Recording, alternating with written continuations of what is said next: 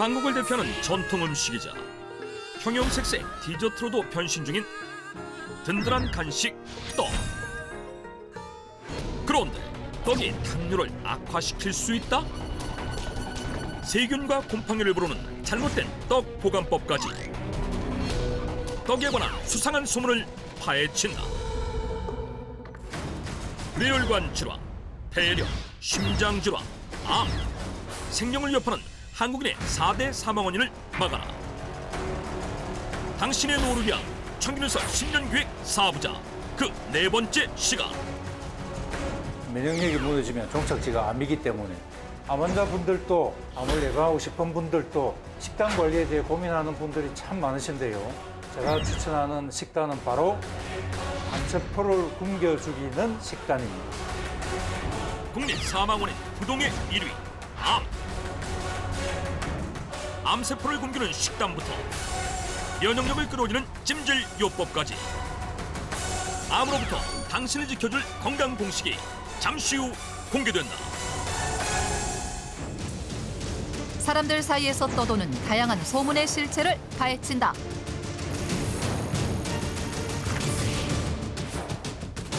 수상한 소문. 한 해의 무병장수와 풍요를 기원하는 가래떡. 순수하고 무결함을 상징하는 백설기. 찰떡 같은 부부의 금실을 의미하는 인절미. 애군을 쫓아준다는 시루떡까지. 저마다 다양한 뜻을 품고 있는 것은 물론 쌀과 팥, 밤, 견과류 등 건강 재료를 바탕으로 만들어진 전통 음식 떡. 조상을 기리는 제사상을 비롯해 아기의 장수를 비는 백일상 등 집안 행사에 빠지지 않는 필수 요소. 사람들 간의 교류가 줄어든 요즘 대표적인 답례품으로 그 인기가 더욱 높아지고 있다.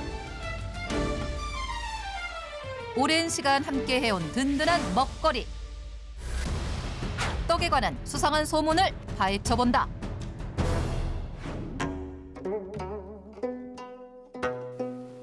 나는 떡을 썰 테니 너는 글을 쓰거라. 리액션의 여왕 낫쑥떡. 예이. 뒷북의 끝판왕 소문난.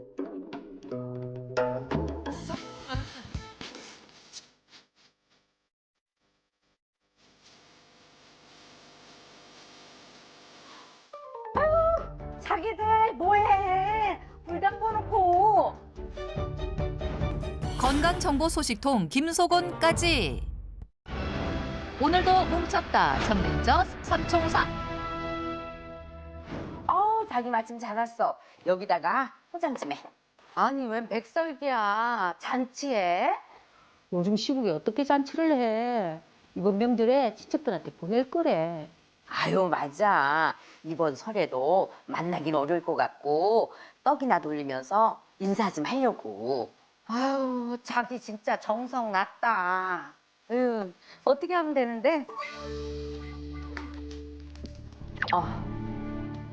그런데 어, 어딘가 불편한 듯 가슴을 두드리는 낫쑥떡. 자기 괜찮아? 영 얼굴이 안 좋은데? 아우, 나 속이 더부룩하고 답답한 게. 아우, 나 체했나 봐. 그러게 떡 좀 그만 주스 먹지. 그러고 보니 포장하는 내내 한 입, 두 입 백설기를 뜯어먹던 그녀. 미처 삼키기도 전에 백설기를 입에 또 넣는 모습이었는데 어이구, 백설기가 소화 안 되는 거 몰라? 진짜? 아니, 왜? 딱 봐도 덩어리잖아. 뱃속에 들어가도 뭉쳐 있으니까 당연히 소화가 안 되지. 김소곤의 말처럼 정말 백설기는 소화가 잘 안 되는 것일까? 백설기는 콩, 단호박 등 영양가 있는 식재료를 더할 수 있고 포만감도 좋아 간편한 한 끼 식사로도 손색이 없다. 그런데 온라인상에서 백설기를 먹고 소화가 잘 되지 않는다는 사람들의 의견을 찾아볼 수 있었는데 백설기를 먹고 나면은 속이 좀 더부룩하고 그럴 때가 있습니다. 저는 백설기가 소화도 잘 되고 맛있어서 식사 대용으로 자주 먹고 있습니다. 너무 소화가 안 돼가지고 제가 한번 소화제를 찾은 적이 있어요. 시민들 중에서도 백설기를 먹었을 때 소화가 안 되는 것 같다는 의견이 있었다. 떡에 관한 수상한 소문. 백설기는 소화가 안 된다는 소문의 실체를 파헤쳐라. 백설기와 소화의 상관관계를 밝혀줄 최은정 박사. 우리가 음식물을 섭취하게 되면 소화기관에서 소화효소가 생성이 되게 되면서 음식물을 분해하는 소화 과정이 일어나게 되는데요. 이후에 우리 몸속으로 흡수가 되게 됩니다. 이러한 환경을 간접적으로 조성을 해서 백설기와 빵 그리고 밥의 소화 속도를 비교해 보도록 하겠습니다. 백설기와 함께 빵과 흰 쌀밥을 비교군으로 선정했는데 먼저 백설기를 50g의 양만 잘라낸 뒤 빵과 밥 또한 동일한 양으로 준비한다. 이제 비커에 같은 양의 미지근한 물을 붓고 그 안에 소화효소의 역할을 담당할 소화제를 곱게 갈아서 녹였다. 그 다음 백설기와 빵, 밥을 넣고 녹는 속도를 지켜보기로 했다. 4시간 후 과연 어떤 결과가 나왔을까? 먼저 밥의 경우에는 아직도 이렇게 알맹이가 남아있는 상태인 것을 볼 수가 있습니다. 거기에 비해서 빵과 떡의 경우에는 거의 가루 상태로 풀어져 있는 것을 볼 수가 있는데요. 특히 백설기의 경우에는 거의 녹아버렸습니다. 소화 속도를 간접적으로 측정한 결과 백설기, 빵, 밥 순서인 것을 알 수 있었는데 밥은 껍질을 도정한 상태이긴 하지만 종자라는 형태로 구조화되어 있기 때문에 상대적으로 소화 속도가 느릴 수밖에 없습니다. 그리고 떡과 빵의 경우에는 이미 분쇄된 상태의 쌀가루와 밀가루로 각각 제조되었기 때문에 바로 풀어지게 됩니다. 빵은 대체로 180도 이상의 오븐에서 고온으로 조리를 하게 되는 반면에 떡의 경우에는 주로 수증기로 조리를 하고 상대적으로 더 낮은 온도에서 조리를 하게 됩니다. 그래서 더 빨리 풀어지고 또한 소화 속도도 빨라질 수 있습니다. 쌀가루를 수증기로 쪄서 만들기 때문에 소화 속도가 빠르다는 백설기. 그렇다면 일부 사람들이 백설기를 먹었을 때 소화가 안 된다고 느낀 이유는 뭘까? 네, 백설기는 소화 속도가 빠른 구조를 갖고 있지만 침샘이나 소장에서 나오는 아밀라제 효소에 의해서 분해될 수 있습니다. 그런데 백설기의 말랑말랑하고 부드러운 식감 때문에 제대로 식지 않고 삼키게 되면 침에 의한 1차적인 소화나 분해가 이루어지지 않은 채로 위에 도달해 소화가 안 된다고 느낄 수 있습니다. 게다가 평소 소화력이 좋지 않은 상태라면 위에서 분해되지 못한 백설기가 소장에서 머무르는 시간이 길어지다 보니 더부룩한 증상이 생길 수 있습니다.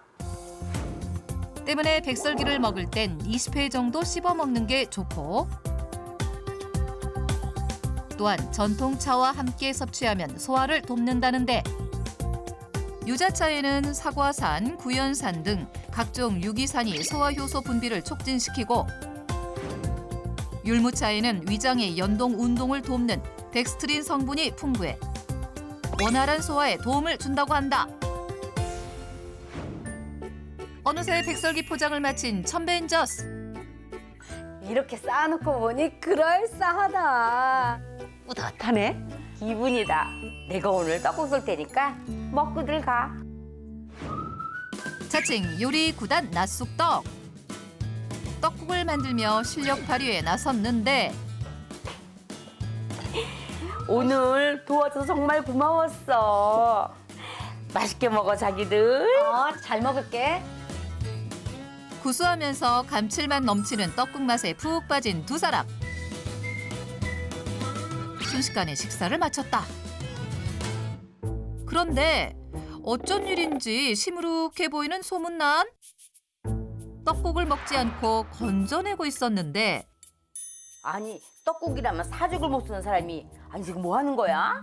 나 이제 떡 못 먹어. 아니 왜? 얼마 전에 건강검진 받았는데 당뇨 중계치레잖아.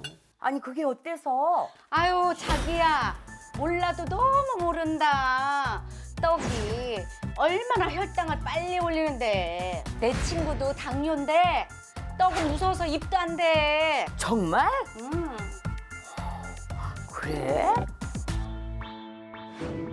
먹는 음식에 따라 혈당 수치가 크게 달라지기에 철저한 식습관 관리가 필수인 당뇨 환자들. 온라인상에서도 떡을 먹은 후 혈당이 올랐다는 후기를 찾아볼 수 있었고 당뇨 환자들에게 떡은 금기 식품으로 인식되어 있었는데 떡에 관한 수상한 소문. 당뇨 환자는 떡을 먹으면 안 된다는 소문의 실체를 파헤쳐라. 그 진실을 알려줄 김상우 뇌분비내과 전문의. 떡은 혈당을 높이는 식품이 맞습니다. 쌀보다 입자가 작아요. 떡을 만들기 위해서는 쌀을 빠지요. 그러니까 이 작은 가루가 소화 흡수가 빠르기 때문에 섭취하는 즉시 혈당이 급격하게 상승하게 되고 또 떡은 찌는 과정에서 찰기를 가지게 돼서 당 지수가 올라가기 때문에 혈당이 상승할 수밖에 없는 것이죠. 그렇다고 당뇨 환자들이 떡을 아예 못 먹는 것은 아니고요. 방법이 있습니다. 당뇨 환자도 떡을 먹을 수 있는 방법이 있다? 당뇨와 떡을 둘러싼 놀라운 반전이 잠시 뒤 공개된다.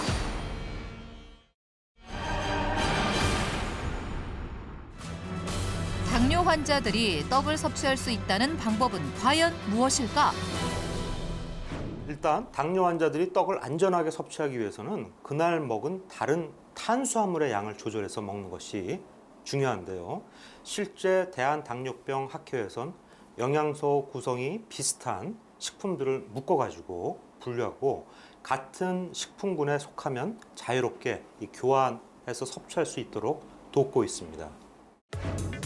총 6가지 식품군 중 밥과 떡은 공류군에 속하는 식품으로 서로 교체해 섭취가 가능하다는데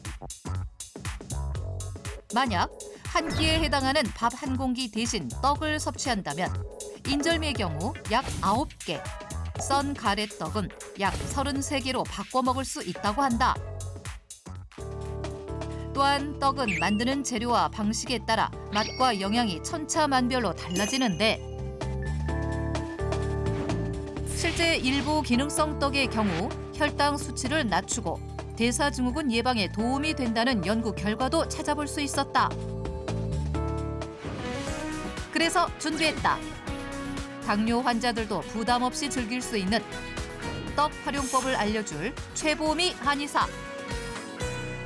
혈당을 천천히 올려 당뇨가 있으신 분들도 부담 없이 드실 수 있는 떡의 비법은 바로 이겁니다. 혈당을 천천히 올리는 떡의 비법이 밥이다? 그냥 밥이 아니고 12시간 동안 냉장 보관한 찬밥인데요. 밥은 식으면 열량이 최대 60%까지 줄어들 뿐만 아니라 저항성 성분의 함량이 높아지는데요. 그래서 저는 이 찬밥으로 인절미를 만들어 볼게요. 혈당을 급하게 올리지 않아 당뇨 환자들도 부담 없이 섭취할 수 있는 찬밥 인절미.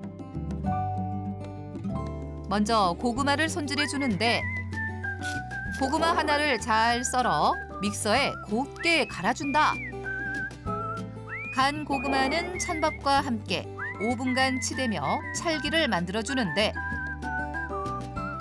고구마 속 클로로겐산과 찬밥의 저항성 전분이 만나 혈당 관리에 도움이 된다고 한다. 반죽이 다 되면 먹기 좋은 크기로 떼어 모양을 빚어주는데 인절미에서 가장 중요한 건 아무래도 콩고물이겠죠?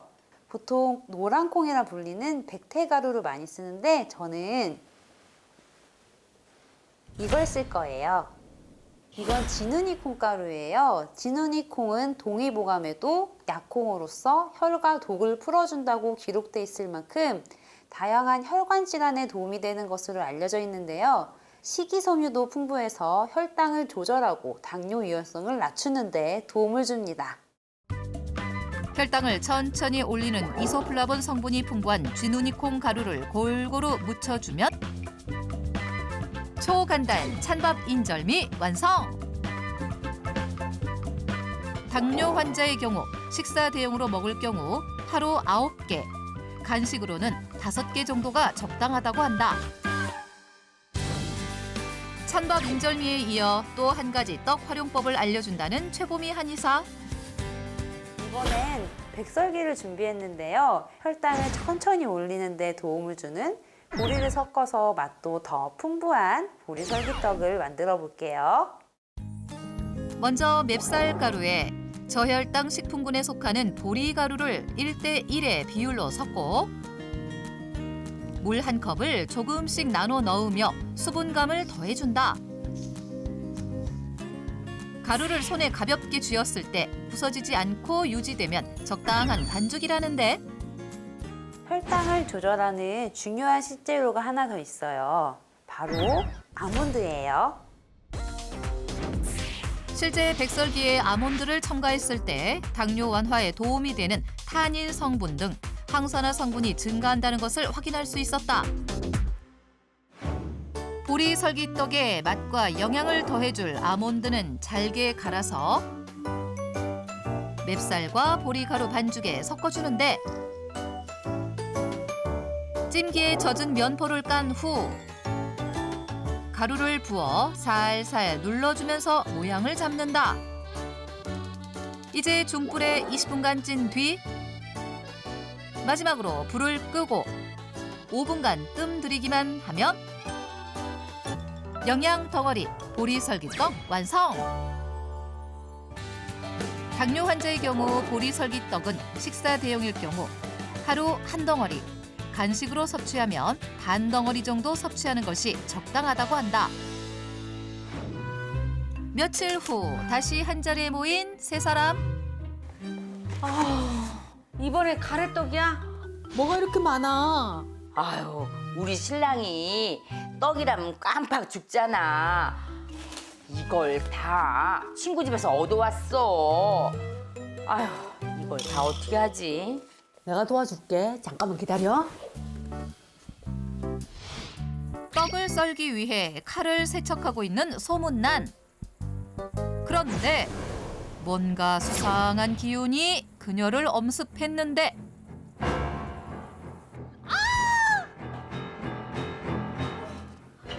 황급히 달려온 두 사람에게 포착된 건 떡에 핀 곰팡이. 세상에. 자기야, 이거 여기 둔 지 얼마나 됐어? 한 일주일 안 됐는데? 겨울이라서 괜찮을 줄 알았더니 집이 너무 더웠나? 아우, 이거 아까워서 어떡해. 어떡하긴 뭘 어떡해. 당장 버려야지. 아유, 버리기는 왜 버려? 괜찮아. 버려야 돼. 가래떡을 대량으로 구매해 소분한 뒤 냉장고에 보관하는 경우가 많은데 온라인상에서도 곰팡이가 핀 떡을 어떻게 처리해야 하는지 질문하는 글을 쉽게 찾아볼 수 있었다. 그런데 곰팡이가 핀 부분만 도려내고 먹어도 괜찮다는 댓글들이 많았는데 곰팡이 핀 거를 골라내버리고 이제 그 멀쩡한 것은 그래도 위험하니까 물에다 한 번 문질러 씻어버리고 씻혀갖고 끓여서 해 먹어야죠. 다는 버리면 안 되지. 많이 있으면은 버리고 적당히 이제 조금 난 것은 그거 긁어서 제거하고 끓여 먹어요. 그러면 못 먹어요. 그냥 찌집에서 버려버려요. 시민들의 의견 역시 대부분 곰팡이만 제거하고 먹는다는 의견. 실제 65세 이상 남녀 400명을 대상으로 설문조사를 실시한 결과 떡은 곰팡이가 핀 부분만 떼어내고 먹어도 괜찮다는 응답이 약 80% 이상 달한 것을 확인할 수 있었다. 떡에 관한 수상한 소문. 떡에 핀 곰팡이는 제거하고 섭취해도 괜찮다는 소문의 실체를 파헤쳐라. 그 진실을 알아보기 위해 한 연구소로 향한 제작진. 먼저 곰팡이가 군데군데 핀 가래떡을 전달하고 곰팡이를 도려낸 나머지 부분을 흐르는 물에 세척한 뒤 일반 세균과 곰팡이에 대한 분석을 실시했다. 일주일 뒤 그 결과가 나왔는데 곰팡이만 도려낸 떡에서 측정할 수 있는 기준을 넘어설 만큼 많은 양의 일반 세균과 곰팡이가 검출됐다. 떡은 쌀을 불리고 찌는 과정에서 수분 함량이 급속도로 증가하기 때문에 곰팡이가 번식하기 쉽습니다. 즉, 표면에 곰팡이가 생기기 시작하면 내부까지 퍼졌을 가능성이 높다는 뜻으로 이미 곰팡이가 퍼져 있었던 것을 확인할 수 있었습니다. 곰팡이가 퍼지기 쉽다는 떡. 그렇다면 함께 보관하고 있던 다른 떡에도 영향을 미쳤을까? 검사 결과 약 400만 마리의 일반 세균과 1,200만 마리의 곰팡이가 검출됐다. 육안상으론 멀쩡해 보였어도 이미 부패가 시작되고 있던 것인데 떡에 곰팡이가 생기면 아플라톡신이나 오클라톡신 같은 강력한 발암물질이 형성될 수 있고 이런 독소들은 일반적인 조리에 의해서 파괴되지 않기 때문에 더욱 위험합니다. 또한 곰팡이 독소는 위, 장, 간 등 각종 장기에 염증을 일으키고 심지어 발암성을 지니고 있기 때문에 곰팡이가 핀 떡만 버릴 게 아니라 봉지 속에 함께 보관했던 떡들 또한 버려야 한다는데 무엇보다 떡에 곰팡이가 생기는 것을 막으려면 제대로 보관하는 것이 중요. 떡은 실온에 놔두면 곰팡이와 세균이 번식할 가능성이 높고 냉장 보관할 경우 수분 손실이 일어나 떡이 딱딱해지기 때문에 소분한 떡은 반드시 밀봉해 보관 날짜를 기입한 후 냉동실에 보관한 뒤 한 달 이내로 섭취하는 것이 좋다. 전통적인 맛의 트렌드를 이끄는가 하면 건강에도 도움이 되는 떡. 하지만 열량이 높아 과다 섭취 시 비만을 유발할 수 있어 주의하고 일반인의 경우 하루 300g에 해당하는 가래떡 4뼘 길이, 백설기 2덩어리 이내로 섭취하는 것이 적당하다.